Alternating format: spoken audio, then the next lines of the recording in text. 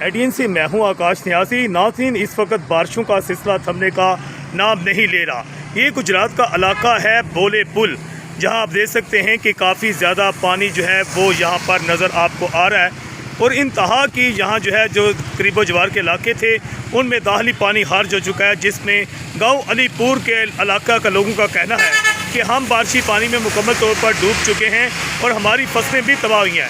कि बोले नाली जो है इसका सारा पानी उनके ही इलाकों में जा रहा है और वहाँ के लोग इंतहा के परेशान नज़र आते हैं। जबकि दूसरी जानब जो हुकूमत है उसकी जानिब से एक बड़ा ऐलान कर दिया गया है।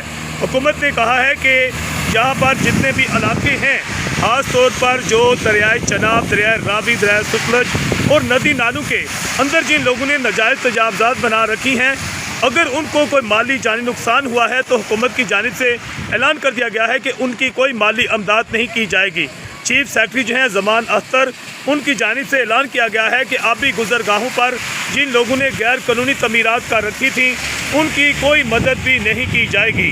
और इस सिलसिले में बड़ा ऐलान सामने आया है, जिसमें क्योंकि गुजरात के काफ़ी इलाके भी शामिल हैं, जिसमें ख़ास तौर पर जलापुर जट्टा का दवाड़ा और इसके साथ बोले नाली जो है, बोले पुल जो है और बिम्बर नाला जो है, और इसके साथ दरिया चनाब के किनारे भी कई लोगों ने वहाँ पर नाजायज़ तजावज़ात जो हैं वो वहाँ पर आबी गुजरगाहों पर बना रखी हैं, अपने मकानात बना रखे थे।